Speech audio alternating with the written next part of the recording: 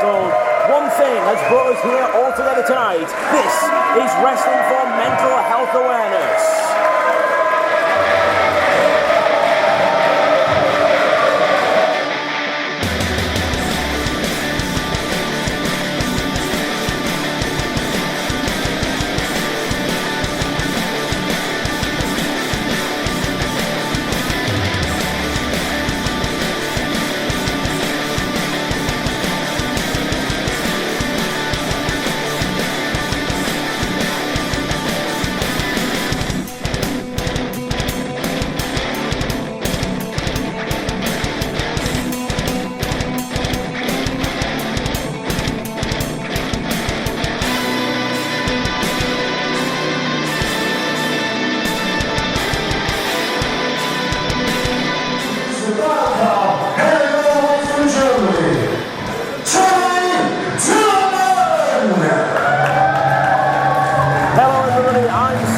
Alongside UKW General Manager Lawrence Breeze, we are here in the UKW Arena, and before we get to the actual action, Lawrence, we're going to hear from Tommy Dillon.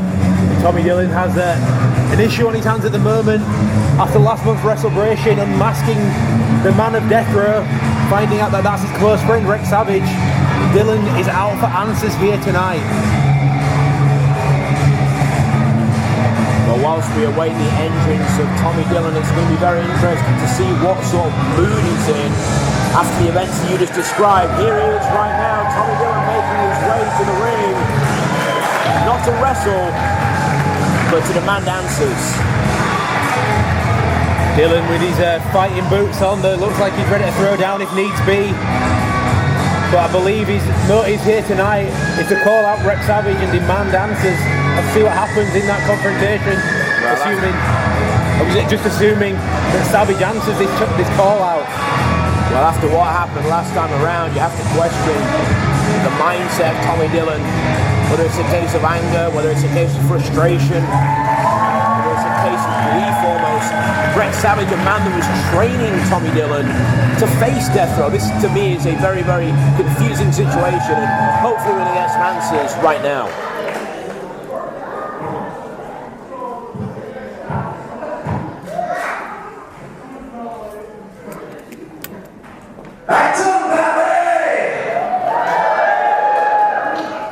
Now, I'm not going to take too long with this. Everybody knows what happened to WrestleBration.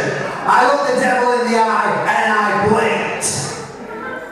I pulled Death Row's mask off and I saw the face of my friend, Rex Savage. Well, up until now, Rex Savage has said that he has no idea, that he doesn't know what's going on. Well, I say, Rex Savage, you better get out here right now, because I want answers. Well, I don't know about you, Lawrence, but they sounded like fighting words to me from Tommy Dillon. Fighting words indeed. Will you hear the music? Looks like the Alpha Predator is going to answer this.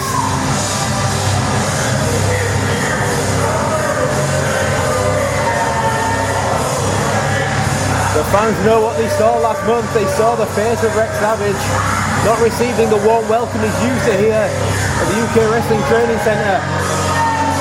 Absolutely not. And it seems to me that Rex Savage almost questioning this reaction that he's getting. A slight look of confusion on the face of Savage.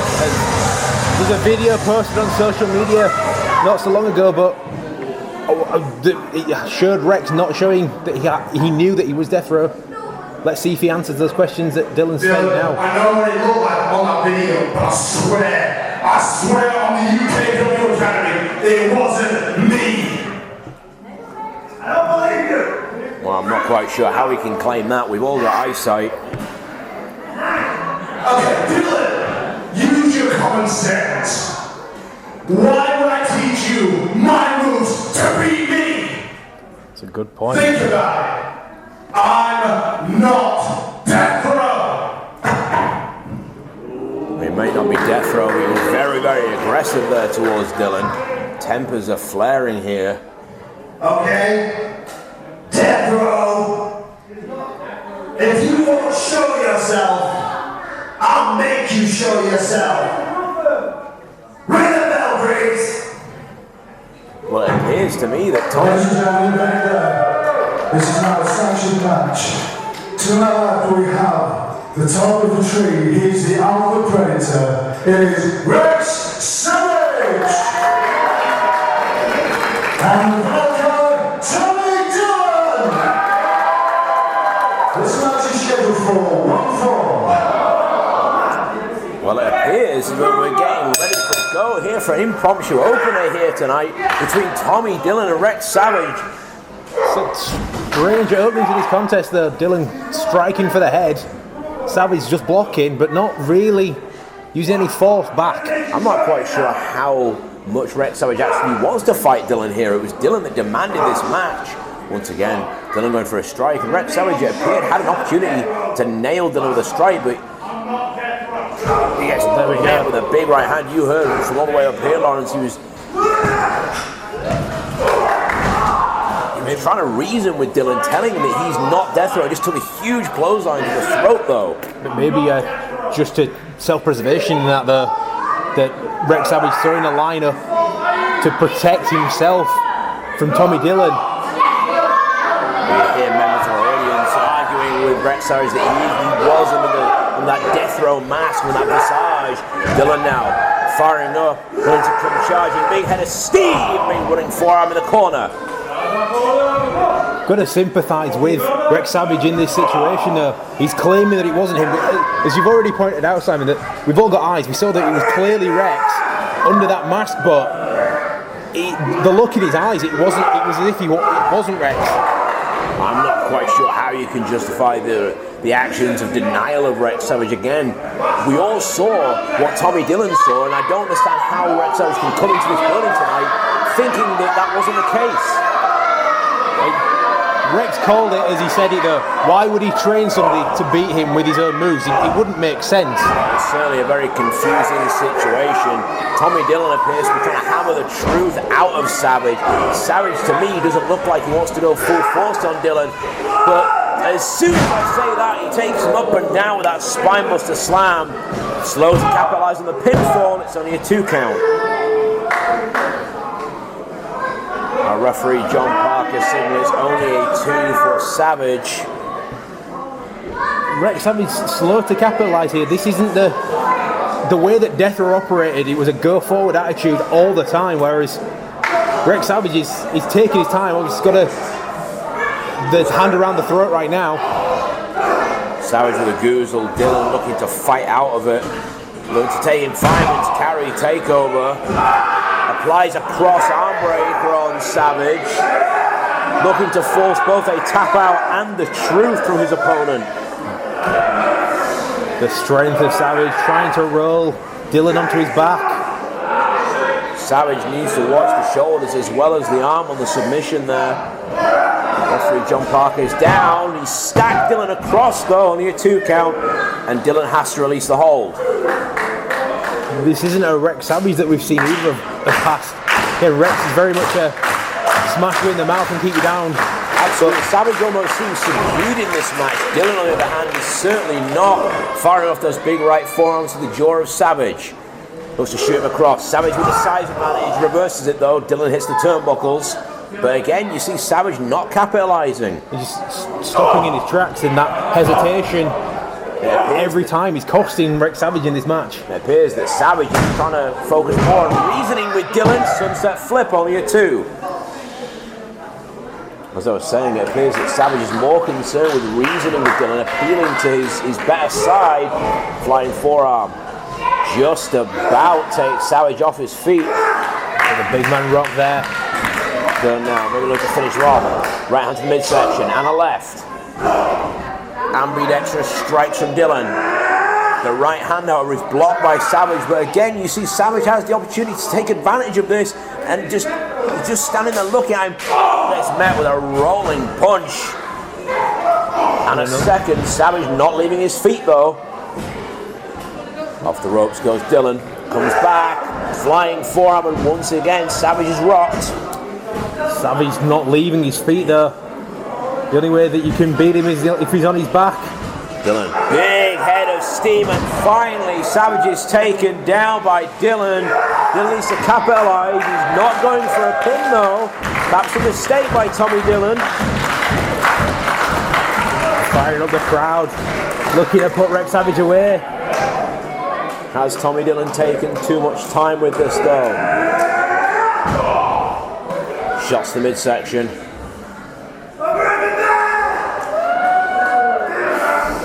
Savage blocking. To hook him in for that Vertidiga. Savage though takes him all the way up in the air. The strength of Rex Savage holding Dillon upright. Just walking around the ring with him. Delayed vertical suplex. Takes the opponent down. And both men are down. Savage kicks up though. Impressive feat by the Giant. The longer this match has gone on, the more heart it appears that Rex Savage is putting into it. Allowing though Dillon to get to his feet, boot to the midsection, lifts him up, maybe looking for a powerbomb, sit out, powerbomb, Tommy Dillon is down, the leg is hooked, and Rex Savage scores the pinfall. Wait a minute, look up the entranceway. Edward Crowley is in the entranceway looking at Rex Savage. Edward Crowley emerging, and this situation to me just becomes more and more confusing as time goes on. This match may have more questions at the end of it than answers. Wait a minute, we've seen Crowley do this before. This is what he does to summon Death Row. Well, I don't see how he can summon Death Row when... Wait, hang on. Well, Death Row's on the stage, but Dillon's convinced it's Rex Savage. Well, I understand. Rex Savage is in the... Rex Savage, who we saw last time around as Death Row, is in the ring, but Death Row stood on the stage. As Crowley and Dillon have a long-standing history back in the day when they were part of a tag team called The Reckoning, but it seems as though Crowley's in the head of Tommy Dillon. Well, I can't work this situation out, and from the looks on the face of both Rex Savage and Tommy Dillon, neither can they. Crowley is approaching the ring. Crowley up on the ring apron, not quite sure for what purpose. Tommy Dillon has taken his eyes off Rex Savage. Rex Savage does not seem to know which way to turn here. The referee trying to throw both men out of here.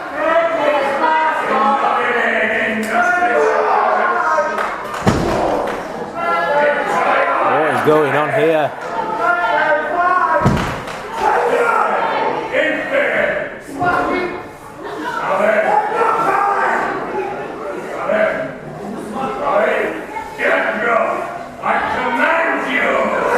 Oh, wait a minute.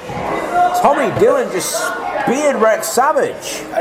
Whatever the words that are coming out of Crowley's mouth that seem to be having some form of adverse effect on Rex Savage. I think Tommy Dillon basically put Rex Savage down before I want to say Death Row could emerge from within Rex Savage. Well, this situation goes far beyond the limits of my ability to grasp. A very, very confusing situation here. But let's just look at it. I'm going to try and use logic. I know it makes no sense, but there was a Death Row on the ramp. We saw Crowley mutter his spells, whatever it is, try to get some control over Rex Savage. That potentially says that there could be multiple Death Rows. It does appear to be that way. As I mentioned a few minutes ago, this impromptu match has left us with more answers than it has questions. Don't know if you heard that there, Savage. Savage shouting at Tommy Dillon. He told him, I'm assuming that is, he told him he wasn't Death Row, but... Well, regardless of that, we're going to try and come along here. But there are still a lot of unanswered questions as Rex Savage, who was victorious here tonight, leaves the ringside area. We were scheduled to open the show with a tag team match. I believe we're going to throw to now, but that entire situation left me scratching my head. Now, ladies and gentlemen, this match is scheduled for one fall.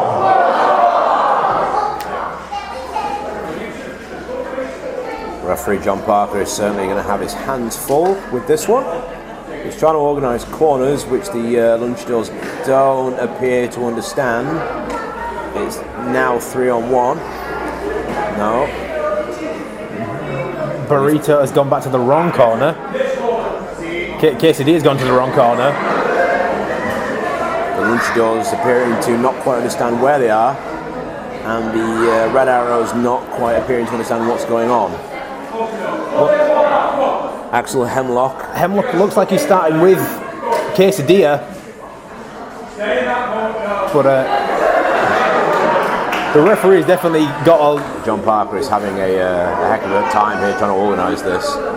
I'm guessing that the Lunchadors... Well, the bell sounds. We're underway for our second match here at Wrestling for Mental Health Awareness. The Red Arrows are going to take on Los Lunchadors. I'm not quite sure if that's a bear hug or just a nice friendly hug. I mean, Hemlock is feeling his back, and Hemlock is tagged out very, very quickly. So this is Burrito on the apron. Burrito's on the apron, Quesadilla's in the ring. Right, I'm going to try and keep up with that. In the ring, we've got Quesadilla and the former Man of Destiny, Robert DeCaro. Okay, Colin Abotayo. Quesadilla with the size advantage. Lies the wrist lock with relative ease. Perhaps with the technical advantage as well. DeCaro with a nice reversal, claims a wrist lock of his own. I mean, I'm not quite sure how you go into a match preparing for something like Los Lunchadors. Quesadilla appears to be applying a hold, goes back to the wrist lock. Switches round into a hammerlock. The referee asking DeCaro if he gives. Obviously he doesn't, takes him over, applies the leg scissors. Nice technical ability from Quesadilla in the opening moments of this contest. Burrito is very slowly wandering down the apron. Side lock applied by DeCaro. Quesadilla needs to watch the shoulders. Now it's going to be a case of DeCaro can hang on to someone the size of Quesadilla. Backs into the ropes, shoots him off. Ghosts behind him. DeCaro sweeps the leg, however, takes him down. Only gets a 1 count from it. He's charging in. Quesadilla with the sweep. This time the rather sizable opponent gets a 2. Schoolboy roll up from DeCaro, again only a 2. I would like to think that the Red Arrows have got to use a speed advantage. I'm assuming they've got one looking at the size, but near fall there. Not the prettiest of schoolboy roll-ups, and we appear to be a stalemate early on. Now, Burrito has raised his hand on the apron and appears to want into the ring. We're going to have a switch tag. Hemlock has been tagged in, and Burrito is in. Now, from the looks of it, Burrito appears to be the larger of the two Lunchadors. I would say that's a fair assessment to make. Yeah, I don't know the weights of these two, but I'm guessing that between them they're in a good 600-pound mark. Hemlock is the lesser experienced of the Red Arrows. Been training for a couple of years, his partner for a little while longer.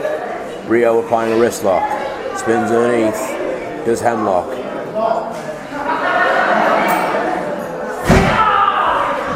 Burrito wasn't very happy at the way that Hemlock tried to reverse that wrist lock and slapped him for it.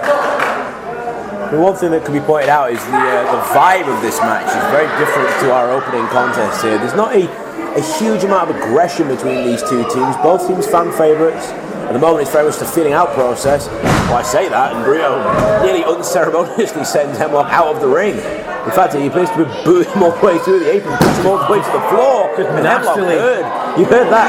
Hemlock landed hard. There's no way.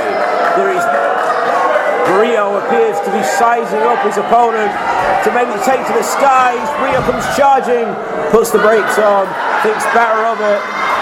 And instead, Burrito all the way to the floor, and there's the double chop to the back. That you never see athleticism anywhere like that before. Well, it's a type of athleticism. Brito now throwing Hemlock back into the ring. To capitalise. Needs to watch how close Hemlock is to his own corner there, to the Red Arrow's corner. Case Deer has dropped down to the ring, so I'm not quite sure what the Lunchadors are doing here. They've been having a conversation. Meanwhile, they have taken their eyes off Hemlock. Hemlock comes charging. Oh, well, he's taken another head of steam, comes charging a second time and comes through the tope and gets very, very easily caught by Burrito, who is now cradling him like a baby.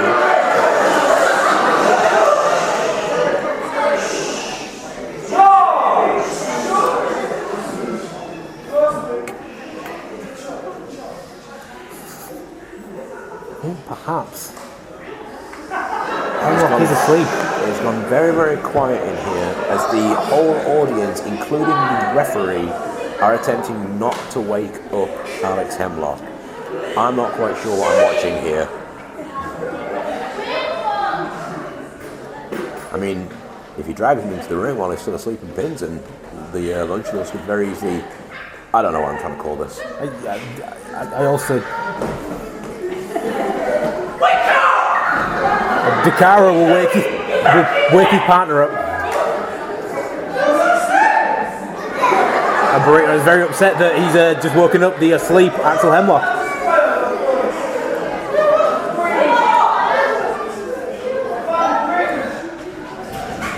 Maybe aggression has been up. Hemlock looks cranky, the fact that he's been woken up. It brings a new meaning to the word woken up at the wrong side of bed. Well, he appears to have set Burrito anyway. Burrito was tagged out to Quesadilla, who is now trying to comfort his hefty partner. Hemlock drop kicks Quesadilla in the back of the right knee. Didn't really seem to have any sort of effect there.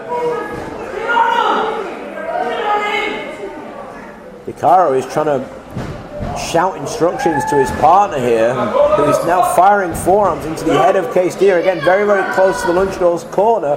The referee is very close to his 5 count. I mean, it made no sense then. Hemlock attacking Quesadilla in that corner. Could have easily tagged. Quesadilla comes charging. Big clothesline in the corner. Shoots him a second time. This time, able to impress, reverse up and over. Athleticism there by Case Deer. Nicely done. Schoolboy roll up. Shoulder is up and 2. The referee spotted that, I think, before a lot of us did. Absolutely. Must have over-rotated slightly. Referee John Park, one of the best officials in the game. Case Deer now. Once again, rocked by those forearms by Hemlock. Okay. Right with what we were saying earlier, that being woken up has really upset Axel Hemlock. He's commanded a bit of fury since that moment. Back to DeCaro. DeCaro in this match again for the first time in quite a while. They're trying to hook up a double suplex on the big man. They take him all the way over. Nicely done by the Red Arrows. DeCaro down for the cover.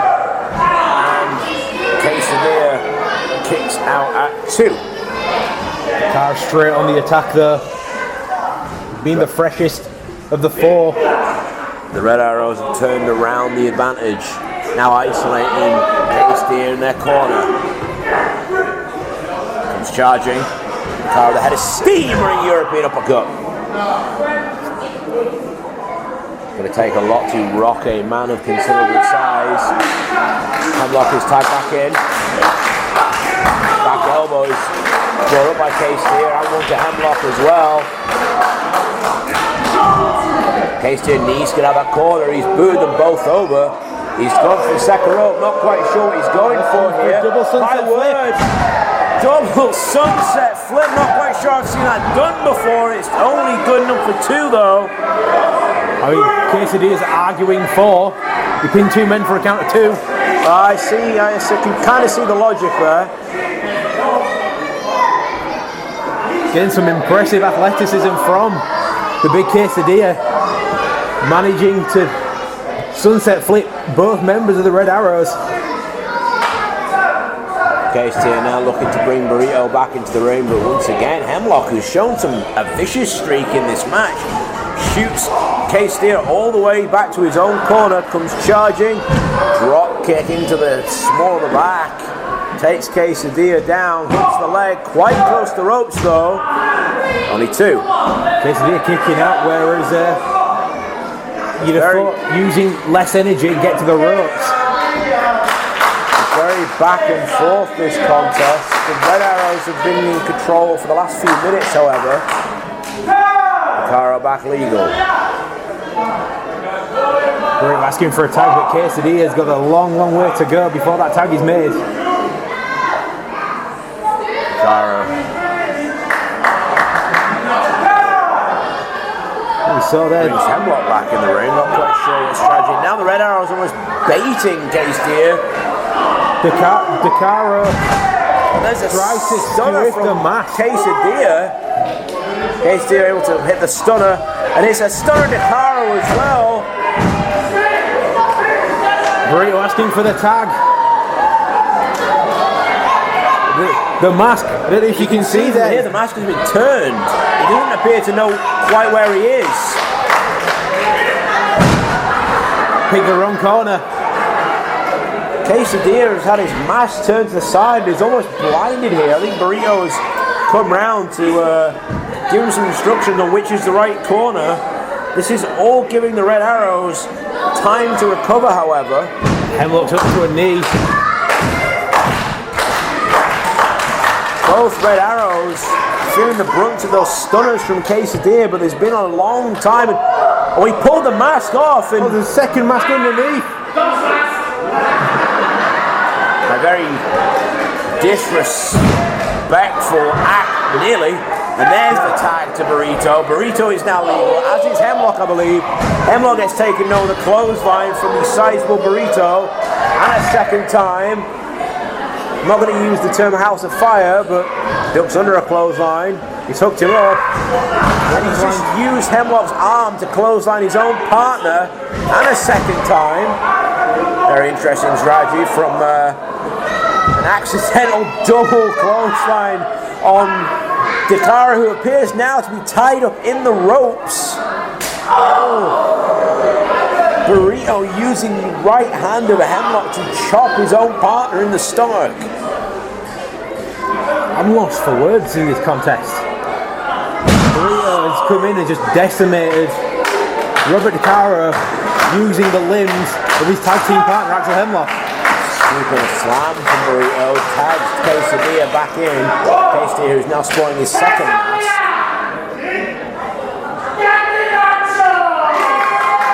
Get the nachos. I'm not quite sure nachos are a legal part of a wrestling match, but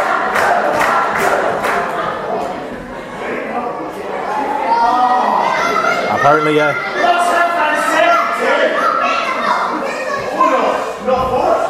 Quesadilla telling Burrito he can't use nachos.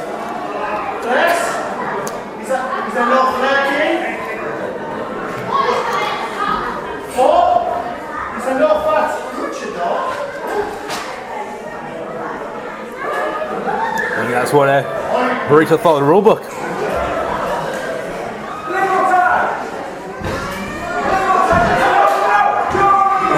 all you can eat on Dakara. The referee is calling there is no legal tag there.